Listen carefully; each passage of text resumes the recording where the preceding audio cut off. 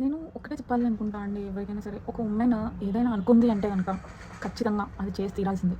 వాళ్ళ మైండ్‌లో నుంచి పోదండి అది. మీరు వద్దు, వద్దు, వద్దు నాకిది అవ్వదు అని చాలా సార్లు చెప్పండి. కానీ తన బ్రెయిన్‌లో నుంచి అది పోదు. తీసేయదు.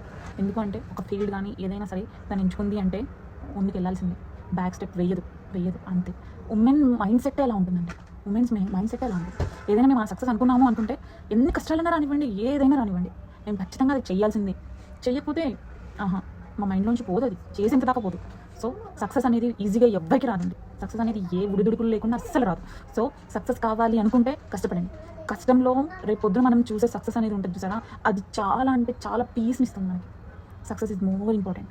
బ్యాక్ స్టెప్ అస్సలు వేయకండి. బ్యాక్ స్టెప్ వేసాము అంటే ఇంక మనం పాతాళంలోకి వెళ్ళిపోయినట్టే. బ్యాక్ స్టెప్ అనేది అసలు ఆ థాట్ కూడా రాకూడదని నా ఫీలింగ్. అసలు నేనైతే నా లైఫ్‌లో ఎన్నో చూసానండి. ఇప్పటికి కూడా చూస్తున్నాను. కానీ బ్యాక్ స్టెప్ అనేది మాత్రం వెయ్యాలి అని మాత్రం అస్సలు అనుకోవట్లేదు. ఏదైనా అవ్వని, ఏమైనా కానీ నేను ముందుకెళ్తా. ముందుకే వెళ్తా. కానీ బ్యాక్ వెళ్ళను. నా ఫ్యామిలీ సపోర్ట్ నాకు చాలా ఉంటదండి. ఎప్పుడు ఏది చేయాలి అనుకున్నా కూడా నాకు సపోర్ట్ చేస్తారు. అది నాకి నా ఫ్యామిలీలో నచ్చేదన్నమాట. అది కావాలి.